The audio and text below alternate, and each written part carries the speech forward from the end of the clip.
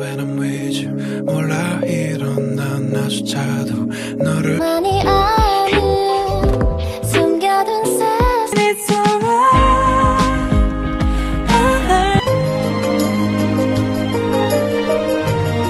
Hai guys, kembali lagi di channel Putra Sinemak. Makasih ya yang udah klik video aku. Semoga kalian diberikan kesehatan dan rezeki yang berlimpah. Di video kali ini aku akan membawakan alur drama berjudul Love Scott. Tanpa berlama-lama, langsung saja ke alur filmnya.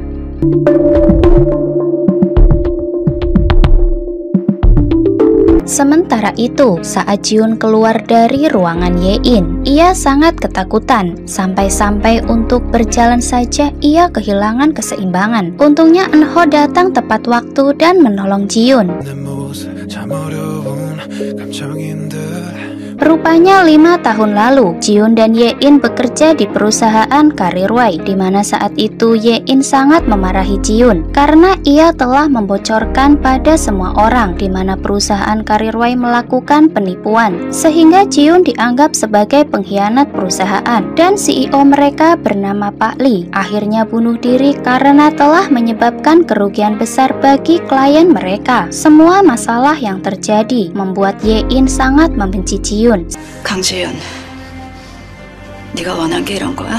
Saat itu Jiun mengajak Eunho untuk makan tteokbokki di pinggir jalan. Di sana Jiun memesan level terpedas, yaitu level 5. Jiun lalu tertawa melihat tingkah lucu Eunho yang kepedasan. Akhirnya Jiun bisa menerima Eunho sepenuhnya sebagai sekretarisnya. 앞으로 잘해봅시다.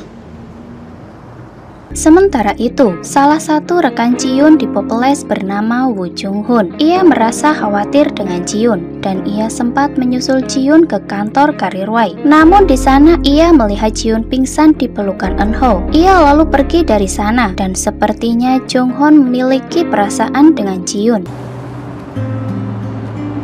Keesokan harinya, Jung Hoon datang ke TK tempat anak Eunho dan Sohyun bersekolah. Sohyun yang sedang di sana mengira jika Jung Hoon adalah ayah dari salah satu anak didik di sana, sehingga ia memanggilnya bapak. Hal itu membuat Jung Hoon yang belum menikah merasa tidak terima. Rupanya Jung Hoon datang ke TK tersebut untuk menemui kepala sekolah TK, yang ternyata ia adalah saudara Jung Hoon.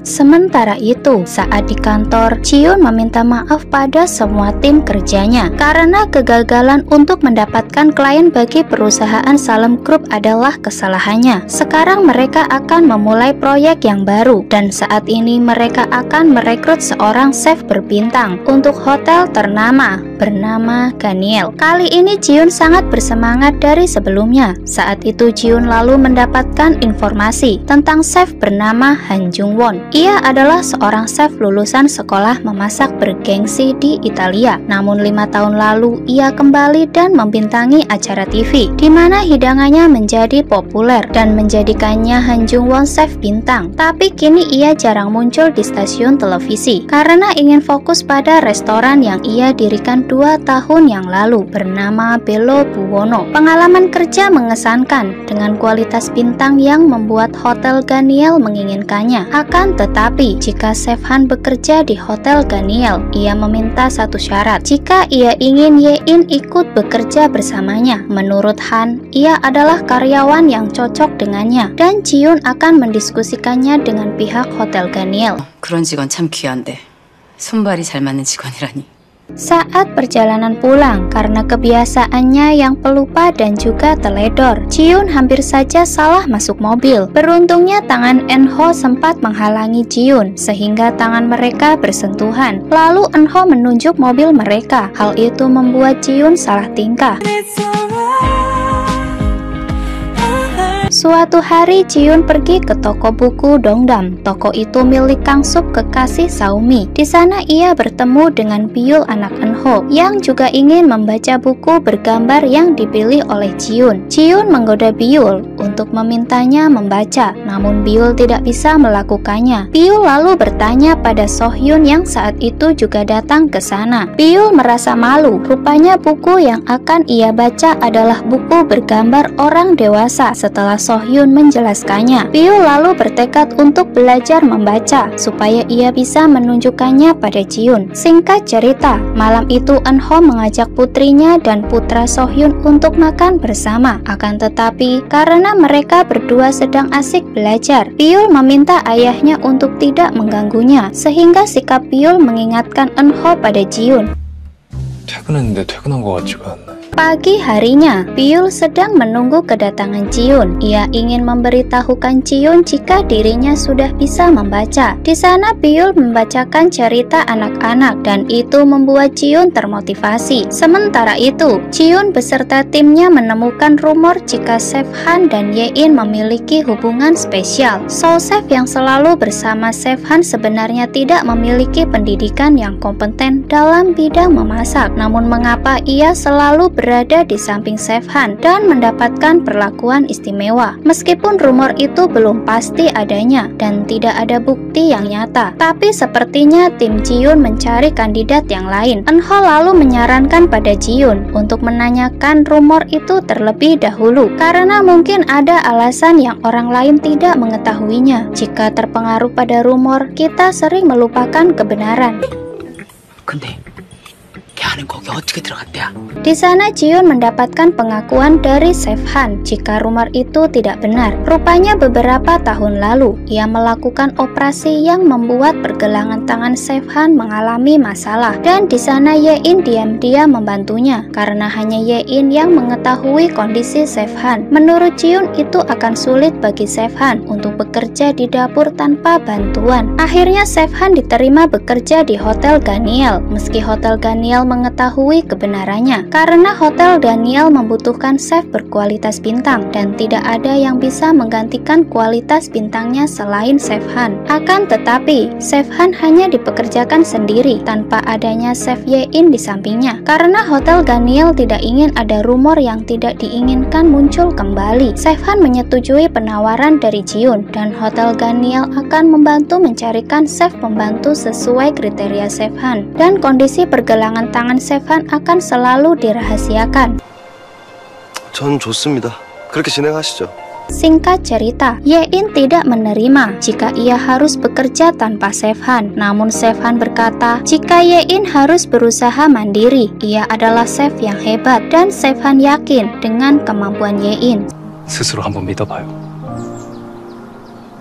Setelah Chef Han resmi bekerja di Hotel Ganiel, kini Yein menjadi kandidat di perusahaan Poples. Di sana Jiun akan merekomendasikan Yein untuk posisi yang sesuai dengan kemampuannya. Yein merasa senang, akhirnya ia menemukan potensinya. Akhirnya proyek Jiun berjalan lancar dan sukses. Jiun berkata jika itu semua berkat Eunho. Namun Eunho berkata jika semua ini adalah keputusan yang bijak dari Kang Jiun. Tiba-tiba hujan turun. Lalu mereka berdua berteduh di sebuah toko. Di sana Eunho membuatkan Jiun ramen dan menatanya dengan rapi, sehingga membuat anak-anak yang ada di sana ingin ikut membuatnya. Jiun tidak sabar ingin memakannya. Eunho lalu memberikan ikat rambut, karena ia tahu kebiasaan Jiun jika memakan pedas akan mengikat rambutnya. Keesokan harinya, saat Jiun akan melakukan pemotretan untuk sebuah majalah tentang 7 CEO yang sukses, Ye Jin juga turut hadir. Di sana ia sengaja datang lebih awal dari jadwal pemotretannya, karena untuk demi bertemu dan mengejek Jiun. Di sana Jiun berkata pada Ye Jin, berhentilah menggunakan CEO Lee, karena sebenarnya Jiun tahu siapa dalang dibalik masalah yang dialami oleh perusahaan mereka dahulu yang membuat CEO Lee mengakhiri hidupnya. Di sana Ye Jin mengundang Jiun untuk makan bersama dengan putri CEO Lee yang sebentar lagi akan masuk sekolah menengah. Jika memang Jiun tidak merasa membunuh CEO Lee, maka seharusnya Jiun berani untuk datang. Eunho yang melihat Jiun merasa tidak nyaman. Ia lalu mengajak Jiun menghirup udara segar. Di sana mereka melihat anak-anak yang sedang bermain basket. Jiun lalu bergabung dan langsung mencetak skor. Mereka lalu ikut bertanding.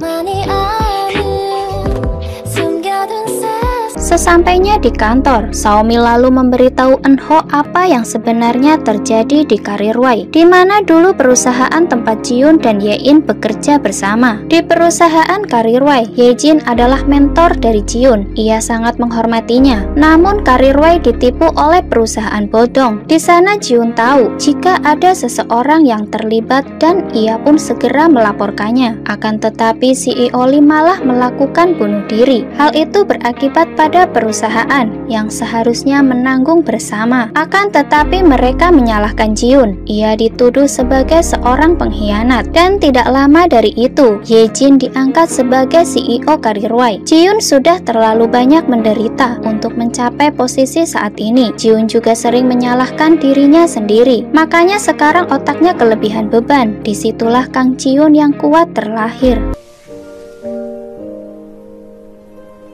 Malam harinya, di kantor Kyungwoo sedang mengurus seorang klien yang sudah ia kerjakan berbulan-bulan. Ia sampai lembur untuk mencari penempatan yang sesuai dengan kliennya, sampai dibantu oleh Eunho. Akan tetapi, kesalahpahaman muncul saat Pak Kim akan menghubungi klien Kunha dan mengurusnya. Pak Kim tidak tahu jika Kyungha telah mengurus klien tersebut. Pak Kim merasa kesal karena Kyungha dan rekan-rekan yang lain juga tidak ada yang melaporkan kepadanya. Dan sekarang seakan-akan ia yang salah. Kyungha menangis karena klien yang sudah ia kerjakan berbulan-bulan seolah-olah direbut oleh Pak Kim. Tapi sebenarnya Kyungha sadar jika tindakannya telah salah dan sekarang hubungannya menjadi canggung. 제가 실수한 것 같아요. Saat itu Eunho mendapat traktiran dari Sohyun karena ia mendapat 2 kontrak sebagai penulis buku. Di sana Eunho mampir ke sebuah toko roti favorit atasannya. Sohyun merasa bingung mengapa Eunho membelikan makan siang untuk bosnya. Eunho lalu menjawab jika ia tidak membelikannya maka bosnya tidak akan makan. Apalagi saat ini bosnya sedang rapat. Saat melihat bos Eunho dari kejauhan, barulah Sohyun tahu jika atasan Eunho adalah seorang wanita. 여자였구나, 대표님이. Sementara itu, Sohyun lalu pergi ke sebuah makam kakak dan suaminya. Mereka berdua meninggalkan putra yang kini dibesarkan oleh Sohyun. Malam itu Jonghoon memenuhi undangan ayahnya. Ia lalu mengajak Jiun. Rupanya ayah Jonghoon merupakan investor yang percaya pada Jiun. Ia ingin jika Jonghoon dan Jiun bisa bersama. Di sana Jonghoon menggoda Jiun. Meski ia masih muda, tapi ia cukup dewasa untuk bersanding bersama Jiun. Namun di sana Jiun hanya tersenyum dan berhenti bercanda. 가까이서 보니까 더 잘생겼지? Sementara itu, kantor berencana akan mengadakan penyambutan untuk Eunho. Ini rencananya sekaligus untuk membuat hubungan antara Pak Kim dan Kyungwon tidak canggung lagi. Banyak karyawan wanita yang ingin hadir di acara tersebut. Di sana Jiun baru sadar jika Eunho sangat dikagumi para karyawan wanita. Malam itu mereka mengadakan pesta yang sangat meriah dan rencana untuk memperbaiki hubungan Pak Kim dan Kyungwon pun berhasil. Mereka berdua saling meminta maaf dan berjanji untuk selalu rukun. Di sana Eunho menelpon Sohyun dan meminta maaf karena ia pulang terlambat. Sohyun tidak masalah karena mereka berdua cukup dekat untuk membantu satu sama lain. Hal itu membuat Sohyun merasa tersipu malu. 지금 좀 더운가 보다. Namun tiba-tiba Eunho mendengar suara pemadam kebakaran yang lewat di depannya. Ia lalu teringat dengan trauma kebakaran yang ia alami. Eunho lalu dikagetkan dengan kedatangan Jiun yang berada di depannya. Rupanya Jiun memutuskan bergabung di acara penyambutan Eunho. Lalu di sana Xiaomi mengajak Jiun untuk minum bersama. Di sana Jiun sebenarnya sudah tidak kuat lagi. Namun ia berusaha untuk tetap minum. Sampai akhirnya Eunho mengambil gelas Jiun. Dan akhirnya pesta pun berakhir. Saat Eunho hendak mencarikan supir pengganti untuk Jiun, ia malah kehilangan Jiun. Xiaomi lalu memberitahu Eunho, biasanya jika Jiun mabuk ia akan kembali ke kantor. Eunho lalu menyusul ke sana dan benar adanya jika Jiun sedang tertidur di kursi kantor. Eunho lalu menemani Jiun tidur di sana dan saat terbangun, Eunho melihat Jiun akan menciumnya. When I'm with you, 몰라 일어나 나조차도 너를